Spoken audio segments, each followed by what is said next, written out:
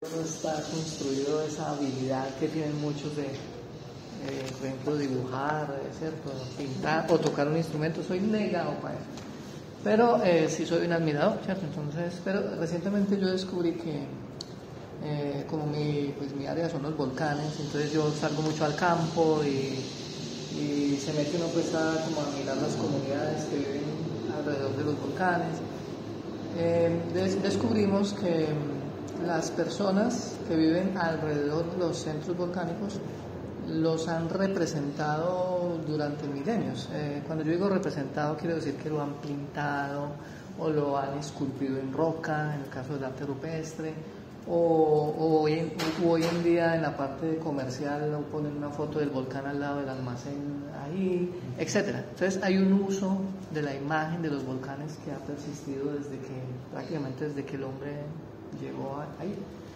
Y hemos estado mirando cómo esa representación refleja la percepción de las personas hacia el fenómeno volcánico. Y esto es muy importante porque eso influencia cómo la gente se comporta durante crisis volcánicas.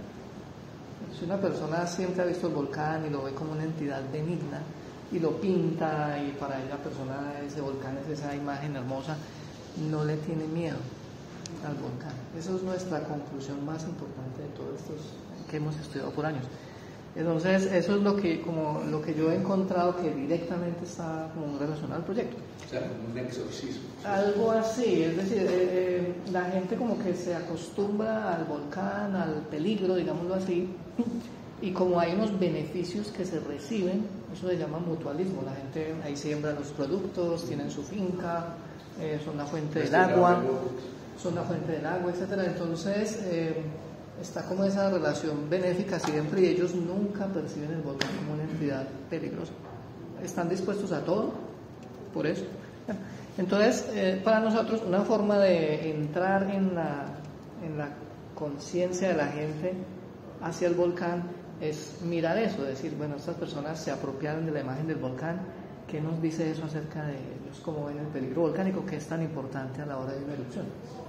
Entonces eso es lo que yo he estudiado recientemente y hemos publicado un par de artículos donde documentamos, por ejemplo, pinturas sobre los volcanes, arte rupestre, esculturas, etcétera, inclusive representaciones no gráficas, por ejemplo, cuando cantan y hablan del volcán o poesía, etcétera, el himno de un municipio que incluye algo, eso para mí todo refleja algo de cómo perciben eso.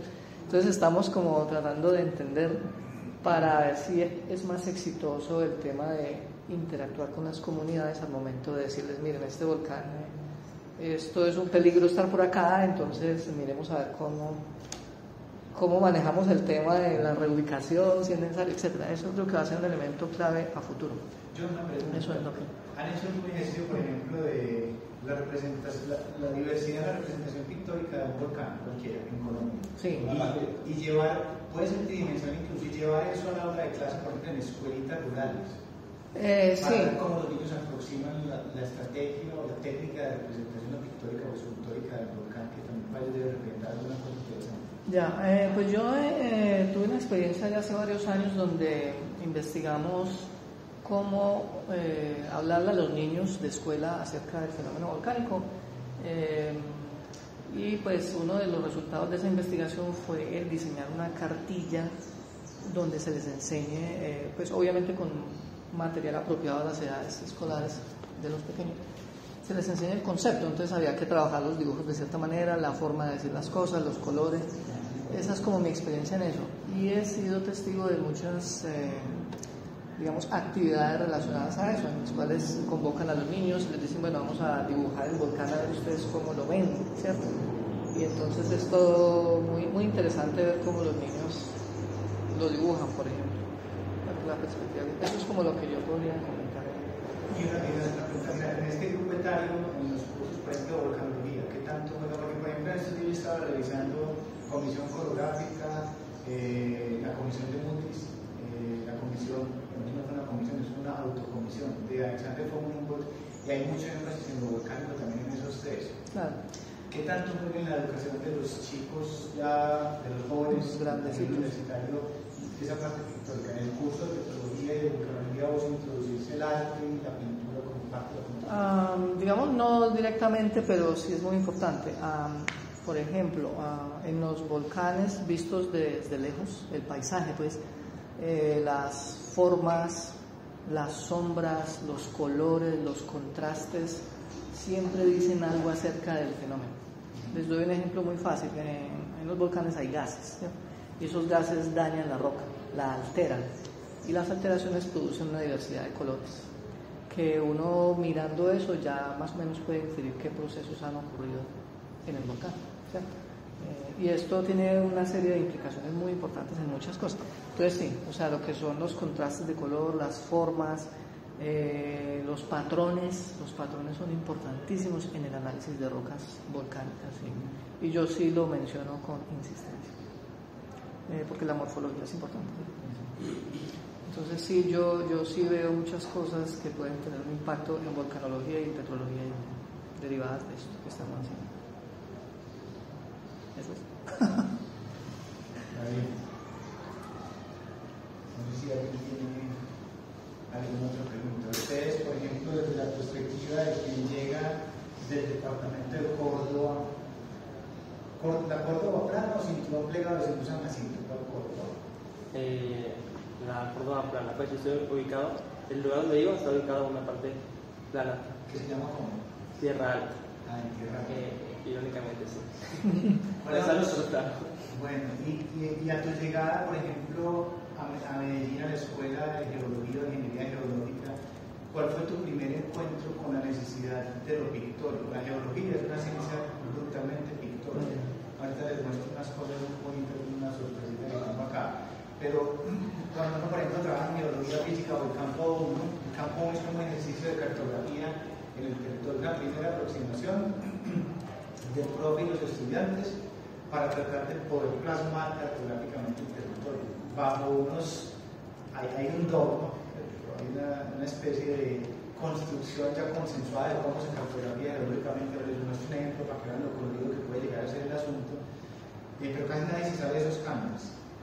Solamente he tenido yo dos estudiantes que venían contaminados del arte en la representación, por ejemplo, del afloramiento, y era loquísimo porque eran muy rápidos para dibujar pluma, el uno era pluma y témpera en el lugar, o acuarela. Yo tengo las dos libretas, las traigo la próxima vez para que ustedes, porque los otros estudiantes paraban y me decían, no, pues que cada quien a sufrir, ¿no es cierto? La liebre y la tortuga van a llegar al mismo sitio, pero entonces hasta que no entendí que lo que estaban era en un estado de fascinación, de poder ver cómo estos dos, un chico y una chica, representaban con esas herramientas una realidad que puede ser simplificada. Ahorita les muestro una sobresimplificación de un afloramiento de un macizo rocoso.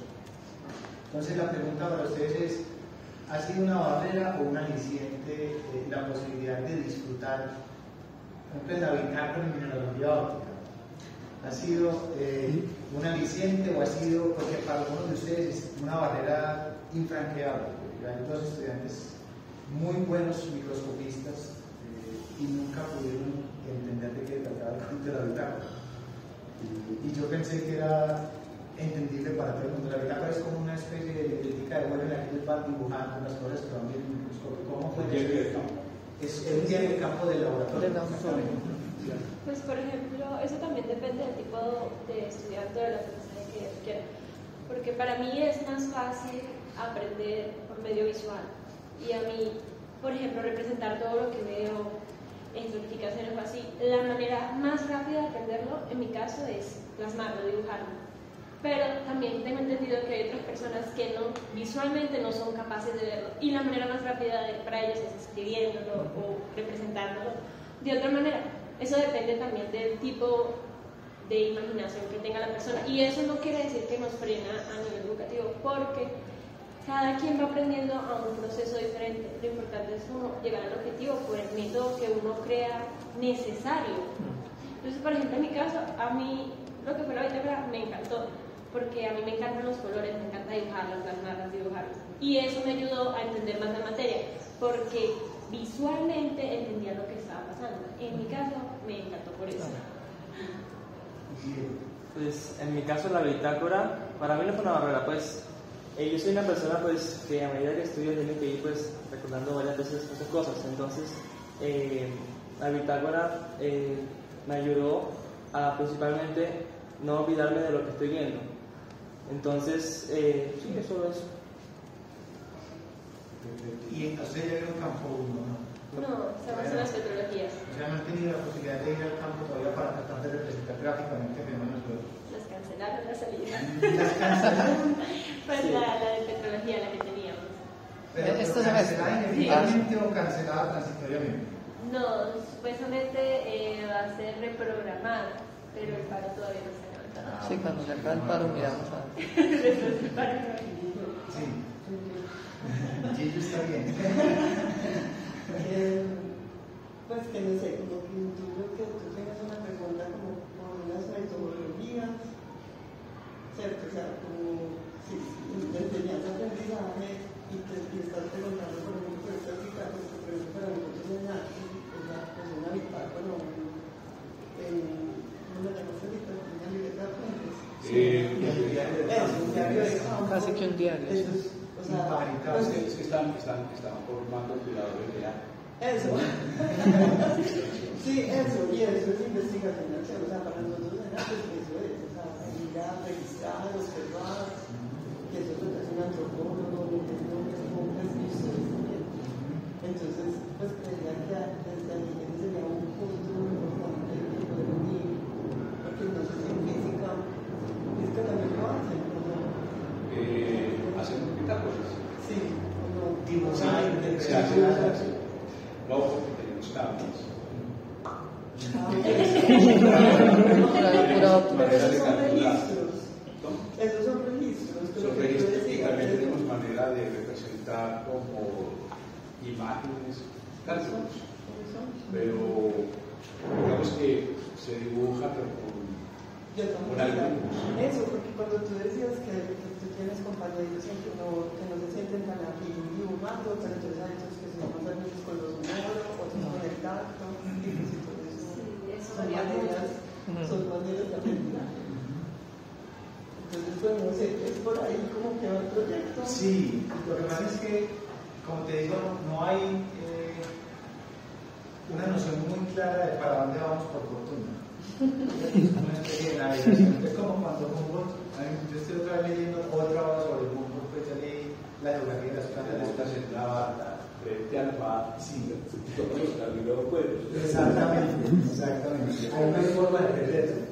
Pero en el fondo, al final, creo que sí va a haber que tratar de producir por lo menos 2 o 3 hechos pedagógicos, con unas 3 o 4 propuestas de cómo podría un estudiante de física o de ingeniería física itinerar por estos 3 o 4 ambientes, por el ambiente del laboratorio de petrología ígnea, por el ambiente de la volcanología, por el ambiente del arte, por el ambiente de la física, para potenciar el aprendizaje en física de luz.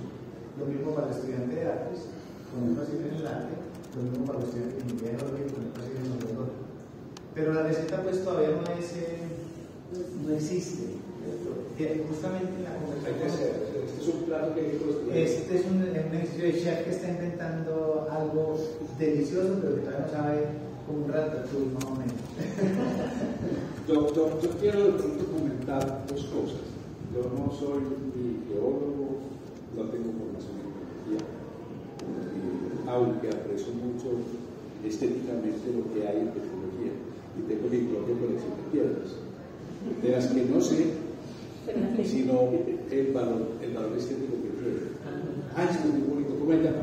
No tengo una barrera teatral tan bonita esa. Tengo mi propia colección de piedras.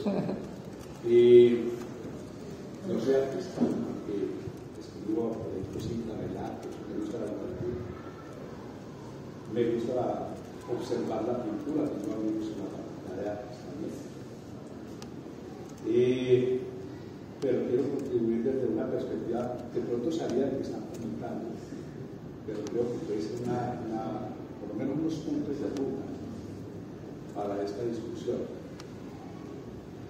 La primera es una frase en un artículo muy importante escrito por Albert Einstein en 1935. Ese artículo fue uno de los ataques que él hizo a la mecánica Es muy curioso porque la primera parte ya es un artículo como de 7 páginas, muy bien escrito. Los primeros párrafos son una declaración de cómo entiende el proceso de aprendizaje, el proceso epistemológico de la física. Hay una frase que habla, comienza diciendo cómo se construye una teoría física, acerca de los conceptos y los elementos de la realidad que se buscan por experimentos y cómo se trata de hacer correspondencias entre esos conceptos y esos elementos de realidad empleados para construir entonces una teoría física o valor de realidad. La frase tiene un uso muy particular. Yo una quisiera escribir de los tres años. Sí. Compañero. Bueno, pues también se aquí Componentes en la carpeta. y por medio de estas correspondencias picture lo real.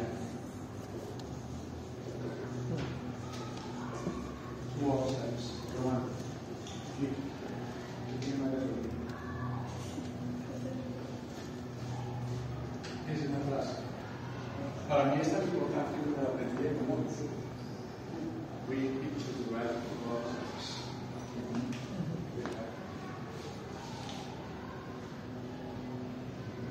¿Qué es lo interesante de esta frase? Es interesante. Porque picture es un sustantivo. Digamos, las personas que usan en inglés picture como verbo tienen un cierto acercamiento al inglés muy particular. Picture realmente es un sustantivo. ¿Y qué es un picture? Un picture es todo lo que se puede ver con los ojos. Una fotografía, un cuadro de pintura, un panorama, un paisaje. Todo eso es picture. Pero lo interesante es que la primera de conceptos y habla de elementos de realidad, o sea, habla de toda una actividad intelectual y a esta relación le dice picture. Esos elementos son como la experiencia. Sí. Lo experimental. Eso tiene que ver con lo que María Gabriela. María Gabriela. María Gabriela estaba diciendo que ella aprende mucho más fácil visualmente. Through pictures. Pero para Einstein todo concepto de realidad es un picture. Independientemente si es teórico o es visual. Es la capacidad que uno tiene de poder construir una imagen mental visual. Por abstracta que sea. Por abstracta que sea. Nada más abstracto que la teoría de la relatividad. Dibujo. Y de hecho, pues se dibuja, ¿no es cierto? Se dibujan cosas de la teoría de la relatividad y cosas que no se pueden dibujar. Porque nosotros podemos dibujar hasta 3 dimensiones. Entonces, teorías más amplias no se pueden dibujar, no se pueden construir escenas completas, pero se pueden construir partes de esas escenas. Como por ejemplo, uno para hacer una representación tridimensional, pues tiene que apelar a una maqueta o a una escultura, pero no puede tomar fotografías, cuadros de diferentes perspectivas. Entonces, con la teoría de la relatividad no puede hacer eso. Esa es la primera parte. Digamos, como la idea que el papel que juega la imagen visual en la comprensión de la realidad. Sí, es muy importante. No solamente en arte, sino en general. Ahora, si uno va a picture, lo que se puede ver con los ojos, ahí tenemos otro universo. ¿Cuáles ojos? Bueno, partimos de los ojos que tenemos en la cara. Yo creo que la razón es otro tradicional, pero la percepción es muy importante. Por ahí entra el tema de la percepción, porque picture eso no se puede percibir, y uno lo puede percibir porque es capaz de imaginar cómo es la forma de ecuación, porque es capaz de dibujar, inclusive cuadros invertidos que no existen, ¿cierto? No ve los cuadros de Chagall y eso no ve ningún ver, por eso sale como bonito, ¿cierto? O el surrealismo completo, eso está aquí. Entonces, hay una pregunta que a mí, para que es un poquito de refixo, ahí es un refixo, porque quiero hablar de la otra cosa. Siempre me he inquietado en que en el curso de óptica y es humanístico. Vamos a ver. ¿Cuántas clases de ojos tenemos para ver? Entonces, ahí tenemos una cosa muy interesante. Y es que ver es muy importante en la naturaleza. Porque yo creo que yo creo que aquí se puede ver. Ahí tenemos un ojo humano. Tiene una anatomía, tiene una forma de operar. Lo que vemos es mucho más de lo que el ojo puede ver. Por ejemplo, el ojo puede ver solamente colores en RGB, o sea, un cierto tipo de rojo, un cierto tipo de verde y un cierto tipo de azul. Solo eso. ¿Por qué vemos tanto? Por ejemplo, podemos ver blanco, o podemos ver gris, o podemos ver esos cuadros tan bonitos de las imágenes petrográficas, porque tenemos cerebro. El cerebro ve más que el ojo.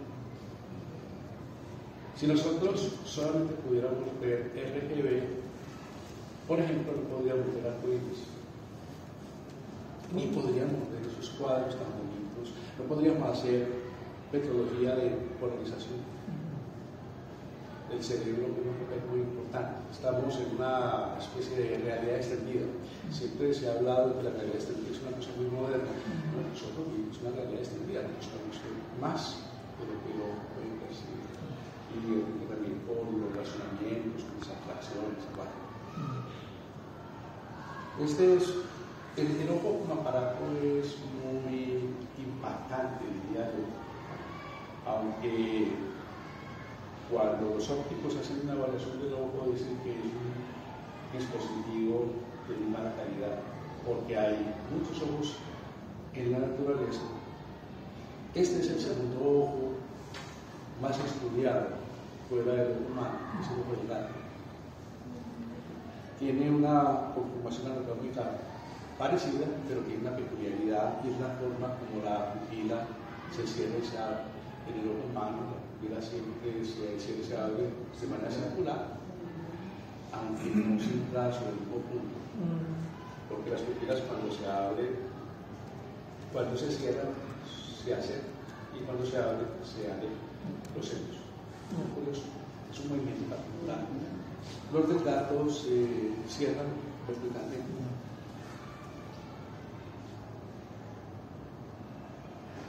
Este es el ojo del caballo. La pupila no es vertical como la del gato, y no todos los felinos tienen pupilas verticales. Por ejemplo, los leones y los tigres y los guepardos tienen pupilas circulares. El gato doméstico tiene pupila vertical. Como los reptiles, muchos reptiles tienen pupilas verticales. Los antílopes y los caballos tienen pupilas horizontales. Entonces, cuando uno va a la frase de Einstein y dice "We picture the reality to ourselves", y uno ve todos los ojos posibles que hay, todos los cerebros posibles que hay, no se cuántas realidades pueden existir. La nuestra es la realidad humana, pero esto tiene un mundo distinto. Por ejemplo, luz polarizada lo pueden ver en los secos, eso ustedes lo saben. Entonces, imaginen cómo puede ver una abeja las flores en la floresta. La abeja no ve el verde, porque ve en un rango superior, en ultravioleta. Las flores tienen una capacidad de reflejar ultravioleta muy fuerte. Entonces las abejas ven el bosque como una noche con estrellas. Las estrellas de las flores. Y por eso, en un bosque protegido, para nosotros, ellos siempre van muy derecho, porque perciben más o menos esa escena, ¿cierto? Pero hay otros tratados como esta es una matriz. Suponemos que los puntos negros son como las pupilas, pero resulta que las matrices pueden mover ese punto negro independientemente sobre el volumen del ojo. Y su ojo anatómicamente ya no es igual a los ojos de los mamíferos. Los ojos de los mamíferos son globos con líquidos y con dispositivos ópticos que la luz ha puesto. Y además están sobre el frente de la cara, ubicados en unos ejes particulares y se mueven psicológicamente. Estos no, tienen una anatomía completamente diferente. Son una estructura de luz y por eso pueden ver la luz de otra manera. ¿Identifican esto? Yo soy más ciego porque hablando de ojos. Este es el ojo de calamar. Este es el ojo de calamar. Tiene esta pupila en forma de W, ¿no? Y curiosamente, ahora que Sergio hablaba de composición espectral, nosotros tenemos una visión espectral muy pobre, porque vemos en LGB, pero hay una langosta, que se llama langosta arcoíris, que es la que percibe el mayor ancho espectral. Tienen como 12 conos, nosotros tenemos 3 conos. Exacto. Pues 3 tipos de conos. La pregunta es, ¿para qué un molusco en el mar tiene esa capacidad? ¿Qué es lo que tiene? ¿Cuál es su realidad? Exacto, ¿cuál es su realidad? Sí, precisamente yo eso se lo pregunté al profesor Sergio en una clase, creo que era la mantis marina la que más conoce. Yo le dije que cómo vería un animal de esos a través de una moda de las secciones delgadas, qué colores vería que nosotros estamos omitiendo. Sería muy interesante. Por ejemplo, podría haber partes de infrarrojo y ultravioleta en el espectro y podría entonces observar estructuras que nosotros no. Nosotros podemos hacer espectroscopía de rayos X, o sea, ver con rayos X estructuras atómicas. Ver es una manera es una etapa de resolver, porque uno tiene una curva con picos y con eso uno construye una idea de una estructura atómica material. Pero estos lo pueden ver con sus ojos. Son un espectro completo con parques. Este es el ojo de una llama y este es el ojo de un gecko. Pero los ojos más extraños para mí, yo sé que en general no son tomados como ojos, pero les voy a decir por qué pienso que son ojos. Son las hojas. Porque las hojas son los órganos mediante los cuales los vegetales capturan la luz, hacen fotosíntesis. Y si ustedes han notado, son homogéneos. No es que al palito le salió una hojita aquí y ahí se quedó, sino que van orientándose para ver el sol, para captar esa luminosidad.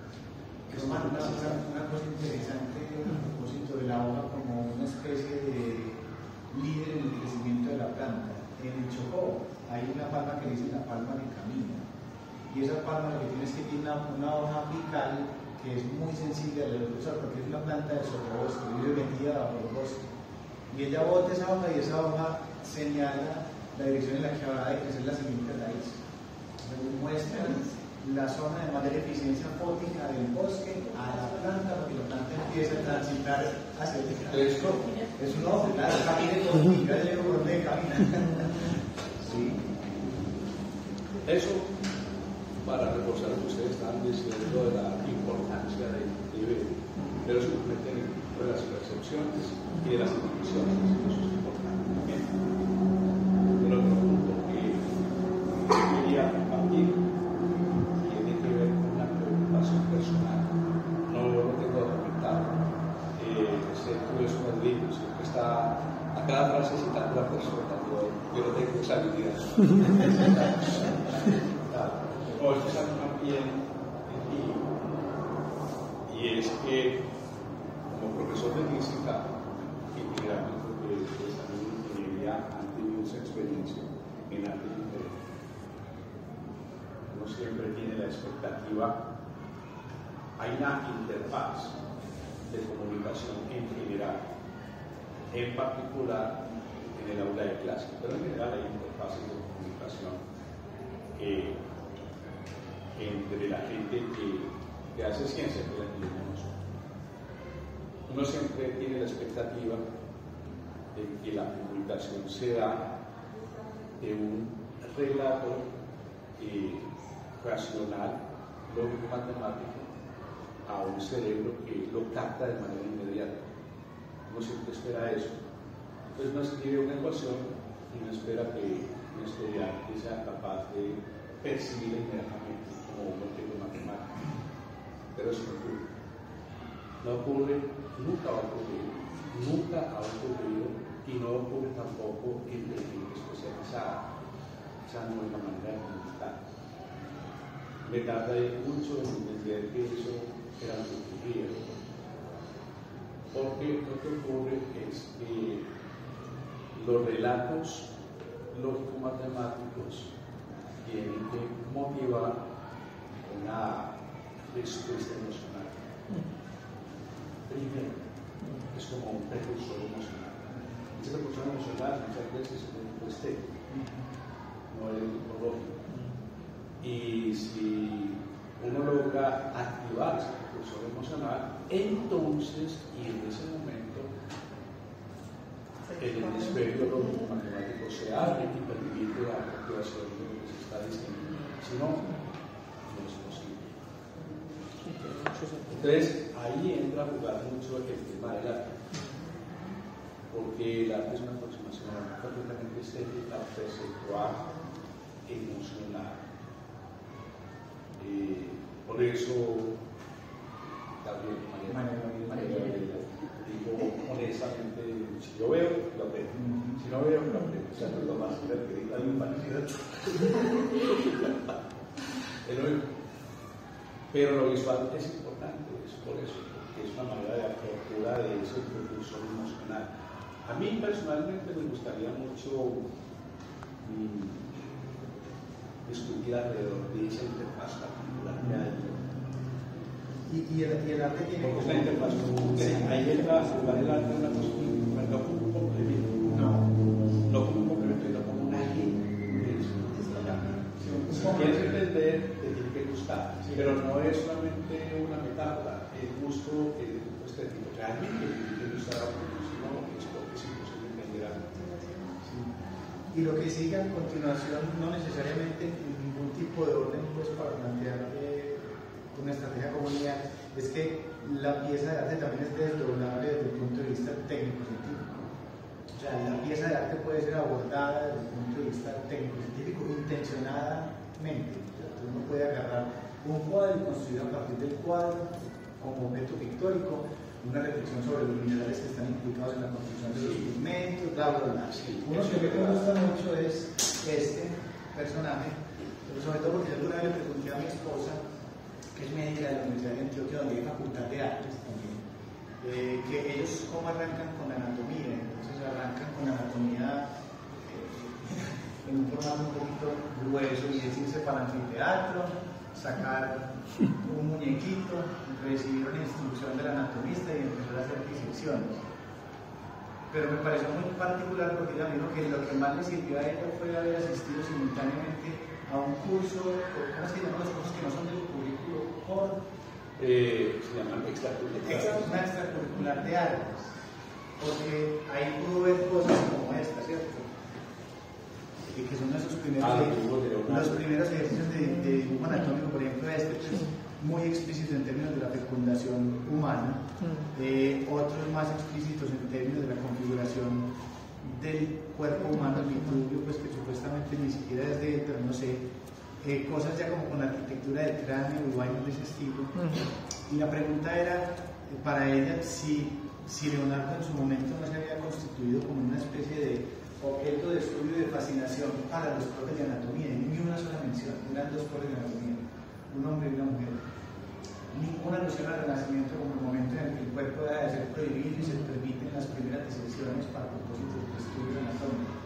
Entonces uno dice, ahí hubiera sido el arte un vehículo de fascinación, ¿cierto? Distinto a esa aproximación cruda, porque es que lo que ellos llegaban a ver era realmente las manifestaciones de la violencia urbana, porque los cadáveres en los que ellos trabajaban eran generalmente indigentes que habían sido ejecutados extrajudicialmente en la calle, o viejito que le dieron dos puñaladas por no sé qué cosa. Entonces hay un componente ahí de la estética urbana plasmado en ese cuerpo que dejó de existir, y eso pues para él en ese momento resultaba muy dura. El arte creo que puede ser un vehículo también, no para negar eso otro, pero también como para generar otras vías de incursión a ese asunto. Yo les quería mostrar además de eso, este es un volumen que está en reconstrucción, va para el Hospital de los Muñecos, porque es un libro muy viejo, un libro que tiene casi 100 años ya. Es un librito de biología de una de las comisiones científicas más importantes que se ha hecho en territorio antioqueño, en territorio colombiano y posiblemente en territorio sudamericano. ¿Eso es suyo? Sí. No lo vaya a votar. No lo vaya a votar. Esos originales son así. Ese libro, no sé si lo tenemos, porque en el proyecto intermedio que es la biblioteca científica tenemos un apartado para libros. No, yo lo vi primero. No. Sí, hay varios en la biblioteca. Esto es una representación El terciario y el carbonífero. Terciario carbonífero de Antioquia. No, una clase. Entonces ahí hay cosas que tienen que ver con arte. Los dibujos Para también. mí la portada es una pieza de arte. El solo hecho de que sea una edición bilingüe me parece que sí, este lo conseguí yo una segunda, pero me ha tocado hacer un trabajo porque las páginas venían pegadas. Ya. Entonces es un trabajo de reconstrucción hasta donde pueda, y después me pondré en la tarea de mandarlo. Ya tengo quien aquí se encargue de volverlo a empastar y ponerlo pues en orden, pero ahí hay representaciones fotográficas de hechos geográficos de Antioquia. Hay un montón de hechos gráficos. Los dibujos son muy... Los dibujitos son, estas son las microfotografías que ustedes vieron ahora, pierden color y pierden información. Una de las cosas interesantes es que estamos volviendo a tomar las fotografías de las secciones delgadas originales para poderlas representar en color. En su momento no había posibilidad gráfica de representación por impresión a color.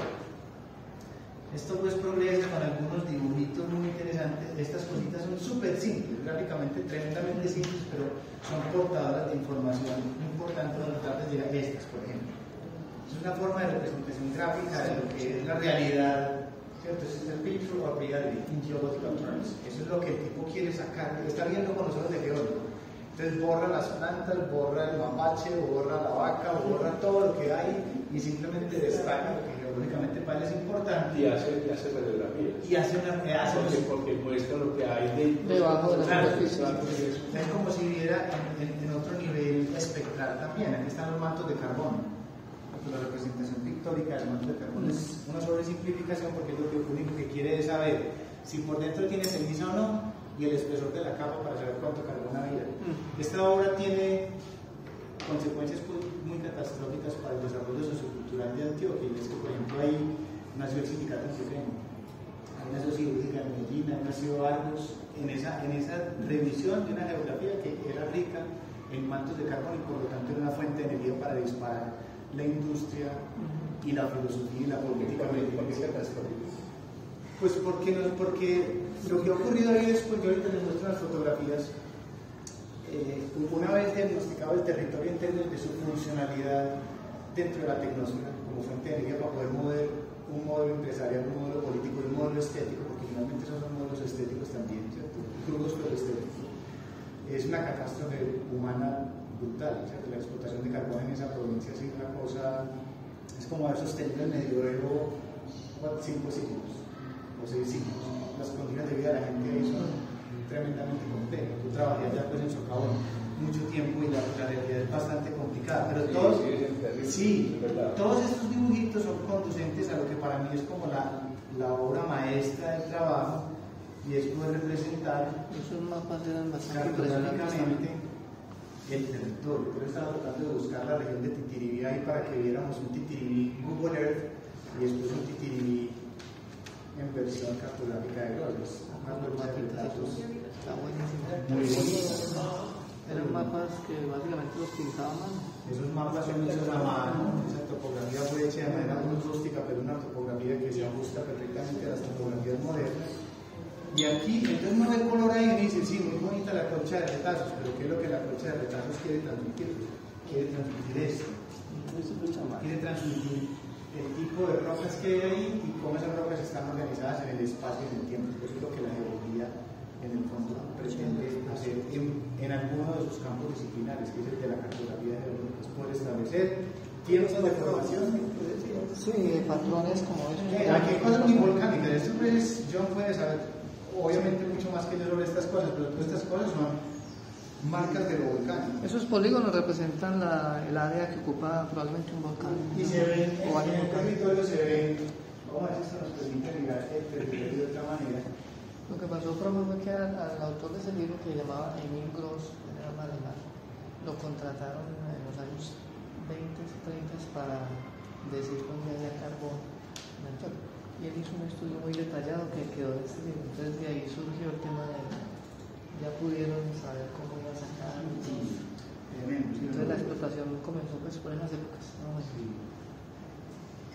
Para mí la comisión científica, lo que pasa es que las otras eran distintas, pero la comisión coreográfica fue un cuento muy diferente, la expedición botánica obviamente el objeto de estudio era otra cosa. Esto era para... Pero el rigor técnico con el que el tipo aproximó eso para poder definir geoformas y cómo las rocas estaban metidas entre esas geoformas, una cosa que es increíble.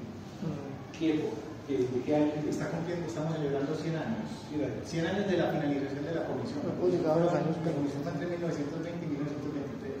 Y los siguientes 3 años fue la confección del texto, la confección de los mapas, la impresión de las fotografías, el análisis de laboratorio. Y si uno va a ver ese territorio hoy con otro ojo, este es el ojo del bros, pero aquí lo vamos a ver satelitalmente. Voy a contar esto porque no haya marca sobre ese territorio. Uno va hoy día a ese lugar, lo primero que observa ahí pues, es una ciudad que no existía en las dimensiones, que está aquí, pero miren por ejemplo Cervetusa. O sea, ahí están ese conjunto de ceros que están representados ahí en rojo, 1, 2, 3, 4 y 5. ¿Aquí está Cervetusa? Sí, Cervetusa es este. Y ese es este.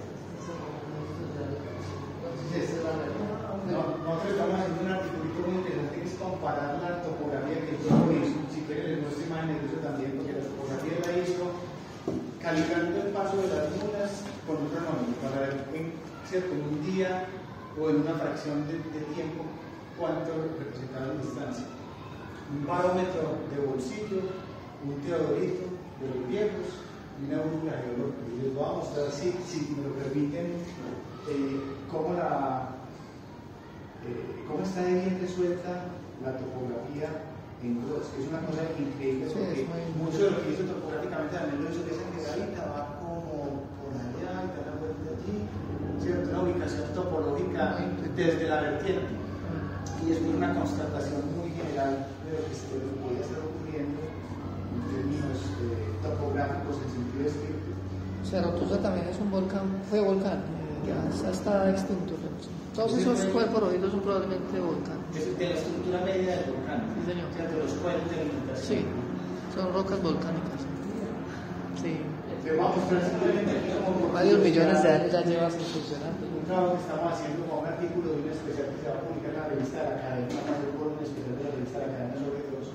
Te voy a mostrar cositas simplemente para que más o menos reconozcan el territorio. Eso es topográficamente, ustedes están viendo ahí representado con otro ojo, el ojo de un modelo de evaluación digital o de un DTM, un modelo digital de terrenos. Esas son las herramientas que él utilizó, son fotos de los objetos reales de la época en la que él construyó la topografía, y estas son las herramientas con las que se hace topografía hoy día, rebasada en tecnología, todo lo que uno quiera. Y sin embargo, falta la dirección de Google Earth. Sí, falta. Aquí en la representación de Cervetusa, por ejemplo, las curvas de nivel demuestran un nivel de precisión tremendamente increíble, porque lo que hicimos nosotros fue coger, restituir esas curvas digitalmente para unas fracciones de los mapas y a partir de esas curvas reconstruir los modelos de evaluación digital. El de la izquierda son los modelos de grabación digital de Gross, y el de la derecha es la resolución con el SDFM, del radar. Es muy preciso todo, realmente uno encuentra diferencias y nos dedicamos hoy un poquito a mirar también diferencias en términos de la elevación de píxeles. ¿Qué tanto se pifió en términos de elevación absoluta de los píxeles? Y tiene errores que son errores relativamente pequeños, de menos de 40 o 50 metros en general. ¿Qué tanto se pifió en la ubicación geográfica, topológica de los objetos, generalmente altos, con localidades que hay por ahí en el territorio? ¿Qué tanto varían los perfiles topográficos en uno y otro sentido? Y este fue el que más me impresionó a mí, la similitud de las geoformas. Por ejemplo, este cuadradito que está aquí, la similitud es pues, bastante pasmosa. O un trabajo que se hizo a pie versus un trabajo que se hizo con un salero. El cerro del sillón, el número 4.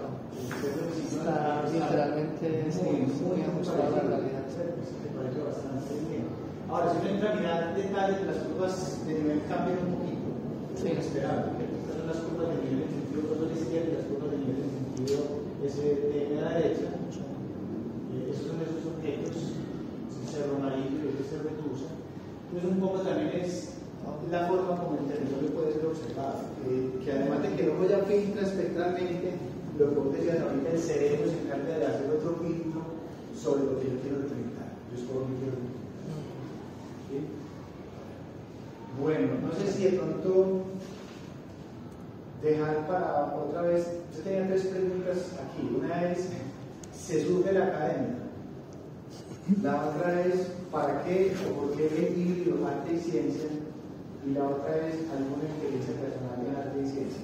¿Cuál fue la primera pregunta? La primera es si se sufre la academia. Se sufre. Oye, porque es un ratito. ¿Sí, no? Se sufre. Sí, los estudiantes lo hacen sufrir a uno mucho la materia. Pero bacano, porque la pregunta es, ayer por ejemplo en el claustro, en la facultad de Minas, alguna de las sensaciones de que los profes estaban sufriendo, pero profundamente con la decisión que los estudiantes tomaron de parar el tiempo. Y hay algunos estudiantes que también están sufriendo en esas circunstancias.